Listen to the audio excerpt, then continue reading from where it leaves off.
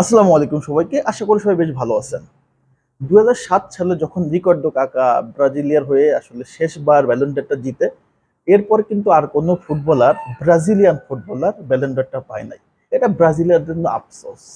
এবং সেই আফসোসের জায়গাটা পূরণ করতে যাচ্ছে মেবি ভিনিসিয়াস জুনিয়র। এবং এই সিজনেই হয়তোবা সেই আফসোসটা পূরণ হতে পারে ব্রাজিলিয়ানদের জন্য এবং ব্রাজিল ভক্তদের জন্য। ভিনিসিয়াস জুনিয়র যখন ফ্লামিঙ্গো থেকে রিয়াল মাদ্রিদে আসার পর তার রাস্তাটা খুব একটা মসৃণ ছিল না। প্রথম এসেই কিন্তু তার পারফরমেন্সটা ছিল একটু পড়তি, বিকজ রিয়াল মাদ্রিদের মতো একটা বড় ক্লাবে এসে, রাজকীয় ক্লাবে এসে তার মানায় নিতে, এত এত তারকাদের ভিড়ে মানায় নিতে তার কিন্তু সময় লাগছে। এবং প্রথম ১-২ সিজন যখন ১৮-তে আসে, ১৮, ১৯, ২০ এই তিনটা সিজনে যখন ভিনিসিয়াস জুনিয়র খেলতে নামে, তখন তার মিসটেক, তার হচ্ছে গোল মিস, ফিনিশিং দুর্বলতার জন্য করিম বেনজেমা প্রত্যেকটা প্লেয়ারকে বলে দেয় যে তোমরা ভিনিসিয়াস জুনিয়রকে বল দিও না। কারণ ভিনিসিয়াস জুনিয়রকে বল দেওয়া মানে গোল মিস করা, ভিনিসিয়াস জুনিয়রের পায়ে বল যাওয়া মানে মিস্টেক। এবং এইটা ভিনিসিয়াস যখন শুনে, তারপর কিন্তু ভিনিসিয়াস জুনিয়র প্রচুর পরিশ্রম করে এবং এত পরিমাণ পরিশ্রম করে নিজেকে প্রস্তুত করে, ঠিক পরবর্তী মৌসুমে এই করিম বেনজেমাই বলতে বাধ্য হয় যে তোমরা ভিনিসিয়াস জুনিয়রের কাছে বল দাও, এবং তার কাছে বল দেওয়া মানে হচ্ছে গোল অথবা চমৎকার অ্যাসিস্ট। কি একটা চমৎকার আসলে কামব্যাক ভিনিসিয়াস জুনিয়র করছে, এবং এই করাটা তার কাছে কিন্তু সহজ ছিল না। আমরা দেখি এখন রিয়ালের সবচেয়ে বড় তারকা, রিয়ালের স্ট্রাইকার ছাড়া প্রত্যেকটা ম্যাচে গোল অ্যাসিস্ট করা, রিয়ালের হাল ধরা এই ভিনিসিয়াস জুনিয়র এই যে কঠোর পরিশ্রমের মাধ্যমে কিন্তু এত দৌড়ে চলে আসছে। এবং এই সিজনে ভিনিসিয়াস জুনিয়র হচ্ছে আপনার চ্যাম্পিয়ন লিগ জিতাইলো এবং চ্যাম্পিয়ন লিগের ফাইনালে ২টা গোল করছে। দুইটা চ্যাম্পিয়ন লিগের ফাইনালে গোল, এটা কিন্তু আসলে বিশাল ব্যাপার।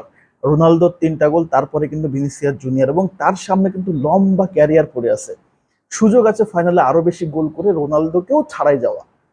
চিন্তা করেন এই প্লেয়ারটাকে নিয়ে এত সমালোচনা হয়েছিল, এবং সেই প্লেয়ারটা বর্তমান ব্যালন ড'রের সবচেয়ে বড় দাবিদার, এবং তার সাথে কিন্তু তার সতীর্থ আছে হচ্ছে জুড বেলিংহাম ব্যালন ড'র রেসে। তবে সবচেয়ে সত্যি কথা বলতে, যেহেতু সেমিফাইনাল এবং ফাইনালে ভিনিসিয়াস জুনিয়রের গোলটা সবচেয়ে ইম্পর্টেন্ট ছিল, এবং জুড বেলিংহাম সেমি এবং ফাইনালে কিন্তু গোল করতে পারে না, যার কারণে ভিনিসিয়াস জুনিয়র এখানে কিন্তু অনেক বেশি আগায় যাবে। ভিনিসিয়াস জুনিয়রের যে পারফরমেন্সটা, অতি মানবের পারফরমেন্স, এটা ব্রাজিলিয়ার জন্য যতটা গুরুত্বপূর্ণ, রিয়াল মাদ্রিদের জন্য ততটাই গুরুত্বপূর্ণ। কারণ এখন রিয়াল মাদ্রিদের সবচেয়ে মোস্ট ইম্পর্টেন্ট প্লেয়ারই হচ্ছে এই ভিনিসিয়াস জুনিয়র। তাকে ঘিরেই কিন্তু আনচেলত্তি তার প্ল্যানগুলো সাজায়, তাকে ঘিরে কিন্তু আপনার প্রেজ স্বপ্ন দেখে। এই স্বপ্নটা কিন্তু তৈরি করছে ভিনিসিয়াস জুনিয়র, নিজেকে নিজে প্রস্তুত করছে।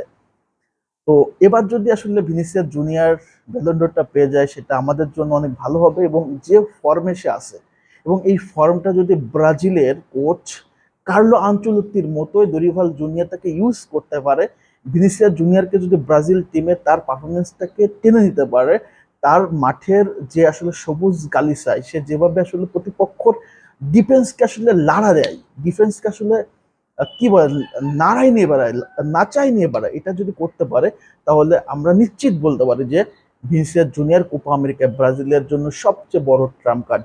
নেইমার নাই যেহেতু, সেই দলে ভিনিসিয়াস জুনিয়র হয়তোবা নিজেকে একটা ভালো প্রুভ করার আসলে চমৎকার সুযোগ পাবে। কারণ আমরা অনেক অনেক শুনি যে ভিনিসিয়াস জুনিয়র আসলে ক্লাবে রিয়ালের জন্য, রিয়ালেরই প্রোডাক্ট, ব্রাজিলে ভালো খেলতে পারে না, বিকজ অনেকগুলো ম্যাচ খেলে মাত্র 3টা গোল করছে।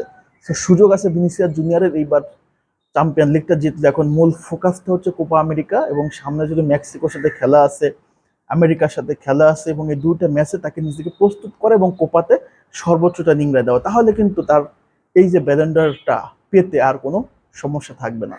তো ভিনিসিয়াস জুনিয়রের হিস্ট্রিটা অনেক কঠিন ছিল, তার কামব্যাকটা অনেক কঠিন ছিল, এবং তার কামব্যাকটা অনেক গুরুত্বপূর্ণ ছিল, এবং সেজন্য কিন্তু আজকে ভিনিসিয়াস জুনিয়র বর্তমান আমাদের স্বপ্ন দেখাতে বাধ্য করছে। সে আমাদের ব্রাজিলকে নিয়ে আসলে আরো বড় স্বপ্ন দেখাতে বাধ্য করছে, এবং রিয়াল মাদ্রিদকে একটা শক্ত অবস্থায় নিয়ে গেছে।